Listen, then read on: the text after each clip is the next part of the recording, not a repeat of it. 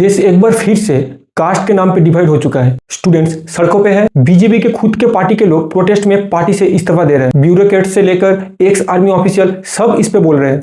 क्या हुआ जो इतना बवाल मच गया? यूजीसी ने कैंपस से किसी भी प्रकार के डिस्क्रिमिनेशन को बंद करने के लिए एक रेगुलेशन लाया, university grants commission promotion of equity in higher education institution regulation 2026। इससे पहले भी 2012 में ऐसा ही एक रेगुलेशन आया था, लेकिन इस बार इस रेगुलेशन में ऐसा प्रोविजंस था जो पूरे देश को हिला के रख दिया। ये पूरा प्रोविजंस के बारे में जानने से पहले हमें थोड़ा पीछे जाना पड़ेगा। रोहित वेमुला, पायल तडवी, इन दोनों के डेथ के बाद इन दोनों के मदर्स ने 2019 में एक ज्वाइंट PIL फाइल किया। इसके बाद जनवरी 2025 में सुप्रीम कोर्ट ने पहला इफेक्टिव ऑर्डर पास किया इस मामले के ऊपर। फरवरी 2025 में गवर्नमेंट ने एक ड्राफ्ट रेगुलेशन भी बना के दिया। इसी के पैरेलल में और एक PIL चल रहा था IIT में 2 फिडिल का स्टूडेंट का सुसाइड के ऊपर, और उसी में सुप्रीम कोर्ट का और एक बेंच ने एक नेशनल टास्क फोर्स क्रिएट करने के लिए बोला, जो एक सुप्रीम कोर्ट जज के हेड में किया गया। उन्होंने भी कुछ रिकमेंडेशन दिया था सुप्रीम कोर्ट के सामने, तो सुप्रीम कोर्ट ने भी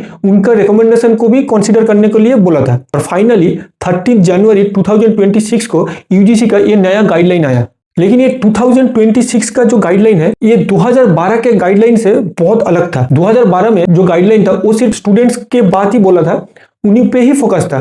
न्यू गाइडलाइंस में स्टूडेंट्स के साथ साथ फैकल्टी, स्टाफ, मैनेजमेंट कमिटी, ये सबको भी कंसीडर किया गया। पहले जहां डिस्क्रिमिनेशन एक स्पेसिफिक था और उसका डेफिनेशन में भी बोला गया था कहां डिस्क्रिमिनेशन कंसीडर किया जाएगा, लेकिन अभी जो डिस्क्रिमिनेशन का डेफिनेशन दिया गया वो ओपन एंडेड है। डिस्क्रिमिनेशन डायरेक्ट भी हो सकता है, इनडायरेक्ट भी हो सकता है। ये सब कुछ कवर किया गया है इस रेगुलेशन में। 2012 का जो रेगुलेशन था उसमें ओबीसी और इकोनॉमिकली वीकर सेक्शंस को कंसीडर नहीं किया गया था, लेकिन इस बार इन दोनों को भी इंक्लूड किया गया है। न्यू गाइडलाइंस इंप्लीमेंट हो ये कंफर्म करने का ओनस अभी इंस्टीट्यूट के ऊपर है, जो पहले वाले गाइडलाइंस पे नहीं था। कैसे इंप्लीमेंट होगा, तो इसका मैकेनिज्म क्या है, आइए जानते हैं।